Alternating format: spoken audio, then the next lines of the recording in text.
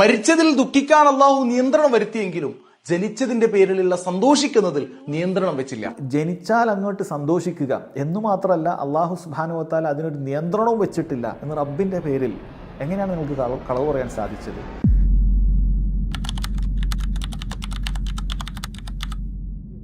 പിന്നെ എങ്ങനെ സന്തോഷിക്കാനാവും? സുഹൃത്തെ, ആ മുത്തനബി തന്നെ പറഞ്ഞത് എന്താണ്? ഹയാത്തി ഖൈറുല്ലക്കും വമമാത്തി ഖൈറുല്ലക്കും, എന്റെ ജീവിതവും മരണവും നിങ്ങൾക്ക് ഖൈറാണെന്നാണ്, നന്മയാണെന്നാണ് ഹദീസിൽ പറഞ്ഞത്. ഇതിന് ദുർബലമാണെന്ന് പണ്ഡിതന്മാർ പറഞ്ഞിട്ടുണ്ട്. ശരി, ഞാനത് സ്വഹീഹാണ് എന്ന് തന്നെ സങ്കല്പിക്കാം.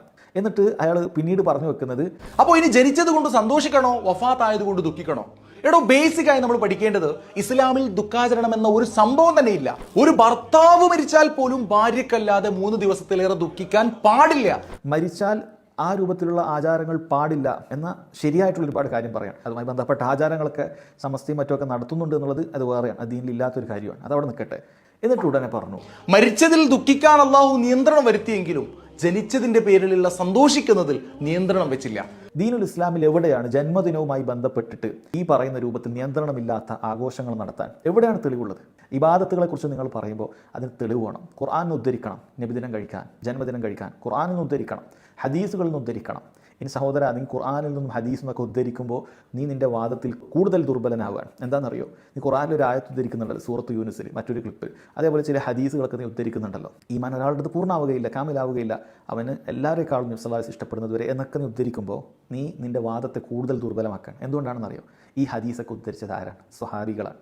ഈ പറയുന്ന കാര്യങ്ങളൊക്കെ ഏറ്റവും നന്നായി ഖുർആനിനെ മനസ്സിലാക്കിയത് ആരാണ്? സ്വഹാബികളാണ്. നബി സല്ലല്ലാഹു അലൈഹി വസല്ലം അറിയിച്ചു എന്ന കാര്യമാണ്, അത് സംശയമൊന്നുമില്ലല്ലോ. ഇതൊക്കെ കഴിഞ്ഞിട്ട് പിന്നീട് 4-ാം നൂറ്റാണ്ടാകുന്നത് വരെ സ്വഹാബികൾ, താബിഈങ്ങൾ, അഇമ്മത്തുകൾ, മുഹദ്ദിസുകൾ, ഇവർക്കാർക്കും നീയൊന്നും പറയുന്ന ഈ ആയത്തുകൾ തിരിഞ്ഞിട്ടില്ല, നീയൊന്നും പറയുന്ന ഈ ഹദീസുകൾ മനസ്സിലാക്കാൻ പറ്റിയിട്ടില്ല. ഒരുപാട് ഉദ്ധരിക്കുന്നുള്ളൂ. എത്ര ഉദ്ധരിക്കുന്നോ അത്രയും നീ ദുർബലനാവുകയാണ്. കാരണം എന്താ? ഈ പറയുന്നത് ആർക്കും, ഈ പറയുന്ന തെളിവുകളൊന്നും സ്വഹാബികൾക്കും അഇമ്മത്തുകൾക്കൊന്നും മനസ്സിലായില്ല എന്നാണ് നീ പറയാതെ പറയുന്നത്. എത്ര ഗൗരവമുള്ള കാര്യമാണത്. അതുകൊണ്ട് ഈ പറയുന്ന എന്ത് ആയത്ത് ഉദ്ധരിച്ചാലും ശരി, ഇത് ഈ പറയുന്ന ആയത്തുകളൊന്നും എന്താ മുഫസ്സിറുകൾക്കും ഖുർആൻ മുഴുവൻ മനസ്സിലാക്കിയ സ്വഹാബികൾക്കും, അബ്ദുല്ലാഹി ബിൻ മസ്ഊദ് റളിയല്ലാഹു അൻഹുവിനെ പോലെയുള്ള ആളുകൾ, അബ്ദുല്ലാഹി ബിൻ അബ്ബാസ് റളിയല്ലാഹു അൻഹുവിനെ പോലെയുള്ള ആളുകൾ, അവരൊക്കെ ഫഖറായിട്ട് പറയുന്ന കാര്യം, അവർക്ക് ഖുർആനിൽ ഏത് ആയത്ത് ചോദിച്ചാലും അത് എവിടെ ഇറങ്ങി, അതിൻ്റെ യഥാർത്ഥ വിശദീകരണം എന്ത് എന്ന് കൃത്യമായി പറയാൻ പറ്റുന്ന ആളുകളാണ്. അപ്പോൾ അവർക്കാർക്കും അല്ലാഹു സുബ്ഹാനഹു വ തആല നീ പറയുന്നത് പോലെ നിയന്ത്രണം വെക്കാത്ത രൂപത്തിൽ ആഘോഷിക്കാമെന്ന് പറഞ്ഞ കാര്യം ഒന്നും മനസ്സിലായിട്ടില്ല. എന്നിട്ട് ഒരു വർഷം പോലും റബീഉൽ അവൽ 12-ന് അവർ ആഘോഷിച്ചിട്ടില്ല. ചിന്തിക്കണ്ടേ? എന്തിന്? ജനനത്തിൽ സന്തോഷമായിക്കൊണ്ട് എല്ലാ തിങ്കളാഴ്ചയും മുത്തുനബി സല്ലല്ലാഹു അലൈഹി വസല്ലമ തങ്ങൾ തന്നെ നോമ്പനുഷ്ഠിച്ചതായിരുന്നല്ലോ. റബീഉൽ അവലിൽ സന്തോഷിക്കുന്നത് നബിയുടെ ജനനത്തിന്റെ പേരിലാണ്, അല്ലാതെ വഫാത്തിന്റെ പേരിലല്ല. ഇന്നമൽ അഅ്മാലു ബിന്നിയാത്ത്, ഓരോ കർമ്മങ്ങളും ബന്ധപ്പെട്ടിരിക്കുന്നത് അതിന്റെ ഉദ്ദേശശുദ്ധിയോടെയാണ്. ഇടയ്ക്കൊരു സഹീഹ് ഹദീസ് ഉദ്ധരിക്കാറുണ്ട്. അതായത് തിങ്കളാഴ്ചത്തെ നോമ്പ് ശരിയാണ്, നബി സല്ലല്ലാഹു അലൈഹി വസല്ലം പറയുന്നത്, അതിലാണ് ഞാൻ ജനിച്ചിട്ടുള്ളത് എന്ന് പറയുന്നത്. ജനിച്ച ദിവസം എന്താണ് നമ്മോട് ചെയ്യാൻ പറഞ്ഞത്? അത് ജനിച്ചത് മാത്രമല്ല, മറ്റു ചില കാര്യങ്ങളും പറയുന്നുണ്ട്. ശരി, ജനിച്ച ദിവസം എന്താ ചെയ്യാൻ പറഞ്ഞത്? തിങ്കളാഴ്ച ദിവസം നോമ്പെടുക്കാനാണ് പറഞ്ഞത്. നിങ്ങൾക്ക് എത്ര പ്രാവശ്യം തിങ്കളാഴ്ച ദിവസം നബിദിനം വന്നിട്ടുണ്ട്? അന്ന് നിങ്ങൾ നോമ്പെടുക്കുകയാണോ ചെയ്യാറുള്ളത് ഈ സുന്നത്ത് പിൻപറ്റിക്കൊണ്ട്? അതല്ല പെരുന്നാളിനേക്കാളും ഉഷാറായി ബിരിയാണി വെച്ചും പായസം കൊടുത്തുമൊക്കെ നബിദിനം കഴിക്കുകയാണോ ചെയ്യാറുള്ളത്? ചിന്തിച്ചു നോക്കുക. തെളിവ് ഉദ്ധരിക്കുന്നത് നോമ്പിന്, ചെയ്യുന്നത് പെരുന്നാൾ. എന്ത് വിരോധാഭാസമാണ് ഈ ചെയ്യുന്നത്? പിന്നെ അവസാനത്തിലൊരു ഹദീസും, ഇന്നമൽ അഅ്മാലു ബിന്നിയാത്ത്, ആളുകളെ മുഴുവനും പൊട്ടന്മാരാക്കുന്ന രൂപത്തിൽ, സാധുക്കളായ ജനങ്ങൾ വഞ്ചിക്കുന്ന രൂപത്തിൽ ഒരു സ്വഹീഹായ ഹദീസ് ഉദ്ധരിക്കുകയാണ്. അമലുകളെല്ലാം നിയത്തിൻ്റെ അടിസ്ഥാനത്തിലാണ്. കേൾക്കുമ്പോൾ എല്ലാവർക്കും ശരിയായി തോന്നും. അങ്ങനെ അമലുകൾ അല്ലാഹു സുബ്ഹാനഹു വ തആല സ്വീകരിക്കുമോ? നല്ല നിയത്തുണ്ട് എന്നുള്ളത് കൊണ്ട് മാത്രം സ്വീകരിക്കുമോ? നബി സല്ലല്ലാഹു അലൈഹി വസല്ലം മാതൃക വേണ്ടതില്ലേ? നീ ഏതൊരു കാര്യം നിനക്ക് നല്ല നിയത്തുണ്ട് എന്ന് വിചാരിച്ചാൽ സ്വീകരിക്കോ? നല്ല നിയത്തോടു കൂടി നീ മഗ്രിബിന് 3 റക്അത്ത് നിസ്കരിച്ച് അവിടെ ഇരിക്കാതെ 4ാമത്തെ റക്അത്തിലേക്ക് എഴുന്നേറ്റാൽ എന്താണ് അതിൻ്റെ വിധി? മനഃപൂർവ്വം ഒരാൾ ഒരു റുക്കുന് വർദ്ധിപ്പിച്ചാൽ അയാൾ നിസ്കാരം ബാത്തിലായി പോകും. എന്താ നല്ല നിയത്ത് പരിഗണിക്കാത്തത്? അയാൾ ഉദ്ദേശിക്കുകയാണ് ഫാത്തിഹ അല്ലേ? അങ്ങനെയാണല്ലോ തെളിവ് പിടിക്കൽ, വ്യത്യസ്ത തെളിവുകൾ കൊണ്ടുവന്നിട്ട് അങ്ങനെ ഉണ്ടാക്കലാണല്ലോ. ഫാത്തിഹയുടെ ഫദിലകളൊക്കെ ഉദ്ധരിക്കുക. ഫാത്തിഹ അല്ലേ ഞാൻ 4ാമത്തെ റക്അത്തിൽ പോകുന്നത്? റുക്കുവിൻ്റെ തെളിവുകൾ ഉദ്ധരിക്കുക. റുക്കു അല്ലേ? സുജൂദല്ലേ? അള്ളാഹുവിൽ ഏറ്റവും അടുക്കുന്ന കാര്യമല്ലേ? മഗ്ഫിറത്തല്ലേ ചോദിക്കുന്നത്? എന്നൊക്കെ എല്ലാം കൂടി എല്ലാത്തിൻ്റെ ഫദിൽ ഉദ്ധരിച്ചിട്ട് ഒരു 4ാമത്തെ റക്അത്ത് ഉണ്ടാക്കാൻ പറ്റുമോ? ഇല്ല, പൊളിഞ്ഞു പോകും. മൊത്തം അമൽ പൊളിഞ്ഞു പോകും. അതുകൊണ്ട് തന്നെ ഈ വളരെ കൃത്യമായി മനസ്സിലാക്കുക, ഈ ഹദീസ് അത് ദീനുൽ ഇസ്ലാമിൻ്റെ വളരെ പ്രധാനപ്പെട്ട ഒരു ഹദീസാണ്. പക്ഷേ അതിനോടൊപ്പം ചേർത്ത് വായിക്കേണ്ട ഒരു ഹദീസ് ഉണ്ട്, എങ്കിൽ അമലുകൾ മഖ്ബൂലാവുകയുള്ളൂ. അതെന്താണ്? നബി സല്ലല്ലാഹു അലൈഹി വസല്ലം പറഞ്ഞു, മൻ അമില അമലൻ ലൈസ അലൈഹി അംറുന ഫഹുവ റദ്ദുൻ.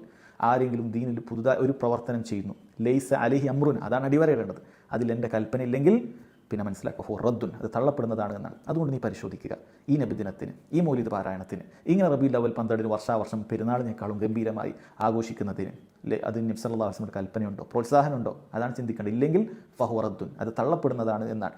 അതുകൊണ്ട് ഇന്നമൽ അഅ്മാലു ബിന്നിയാത്ത് മാത്രം ഉദ്ധരിച്ചിട്ട് എല്ലാ അമലും അങ്ങോട്ട് നന്നാക്കാൻ നമുക്ക് സാധിക്കില്ല. വളരെ ഗൗരവത്തിൽ ഞാൻ ഓർമ്മപ്പെടുത്തട്ടെ, ഒരുപാട് ആളുകൾ നിങ്ങളൊക്കെ ഫോളോ ചെയ്യുന്നുണ്ടാവും. കാരണം പലസ്തീനിലൊക്കെ സാധുക്കൾക്കൊക്കെ പലതും എത്തിക്കുന്നുണ്ടല്ലോ. ഇതൊക്കെ കണ്ടിട്ട് പലരും നല്ലതാണ് എന്നൊക്കെ വിചാരിച്ച് ഫോളോ ചെയ്യുന്നുണ്ട്. പക്ഷേ അവരുടെ ഉൾപ്പെടെയുള്ള ആളുകളുടെ ദീനിനെയാണ് നിങ്ങൾ ഫസാദാക്കുന്നത്. അതുകൊണ്ടാണ് ഇതിനൊക്കെ മറുപടി പറയേണ്ടി വരുന്നത്. അതല്ലാതെ നമുക്കൊന്നും തമ്മിലൊന്നും ഒരു വ്യക്തി വൈരാഗ്യമോ അതല്ലെങ്കിൽ ആ നിലയ്ക്ക് എന്തെങ്കിലുമൊക്കെ ബന്ധമോ ഇല്ല. പക്ഷേ ഒരുപാട് ജനങ്ങളുടെ ദീനിനെ ഫസാദാക്കുന്ന കാര്യങ്ങൾ പറയുമ്പോൾ ഇതിന് മറുപടി പറയൽ ഒരു ഇസ്ലാമികമായ ബാധ്യതയാണ് എന്നുള്ള നിലക്കാണ് വളരെ ഗുണകാംക്ഷയോടുകൂടി പറയുന്നത്. അതുകൊണ്ട് ഇത്തരം അബദ്ധങ്ങൾ ഉദ്ധരിക്കരുത്. ഇത് ദീനാണ്, അള്ളാഹു സുബ്ഹാനഹു വ തആലയുടെ ദീനിലാണ്. അതുകൊണ്ട് ഇതിൽ അറിവില്ലാത്ത കാര്യങ്ങൾ സംസാരിക്കുമ്പോൾ വളരെ ഗൗരവത്തിൽ മനസ്സിലാക്കുക. പ്രത്യേകിച്ചും അള്ളാഹുവിൻ്റെ ആയത്ത് ഉദ്ധരിച്ച് ഹദീസുകൾ ഉദ്ധരിച്ചിട്ട് ദീനിലില്ലാത്ത കാര്യങ്ങൾ സ്ഥാപിക്കാൻ ശ്രമിക്കുമ്പോൾ അത് വളരെ ഗൗരവമുള്ള കാര്യമാണ്. പ്രത്യേകിച്ചും ഈ കാലഘട്ടത്തിൽ ഒരുപാട് ആളുകളിലേക്ക് താങ്കളുടെ ഈ വാക്കുകൾ എത്തും. ഒരുപാട് ആളുകൾ പിഴവിൽ തുടരും. ഇതിൻ്റെയൊക്കെ പാപഭാരം ഇത് പറഞ്ഞ് പ്രചരിപ്പിക്കുന്ന ആളുകൾക്കാണ് വഹിക്കേണ്ടി വരിക. അതുകൊണ്ട് വളരെ ഗൗരവത്തിൽ ഗുണകാംക്ഷയോടുകൂടി ഉണർത്തുകയാണ് എന്ന് ഞാൻ ഒരിക്കൽ കൂടി പറയുന്നു. കാര്യങ്ങൾ മനസ്സിലാക്കാൻ അല്ലാഹു സുബ്ഹാനഹു വ തആല തൗഫീഖ് ചെയ്യുമാറാകട്ടെ. വഹദാ വല്ലാഹു തആല അലം വസല്ലല്ലാഹു അലാ നബീന മുഹമ്മദ് വഅലാ ആലിഹി വസഹ്ബിഹി വസല്ലം.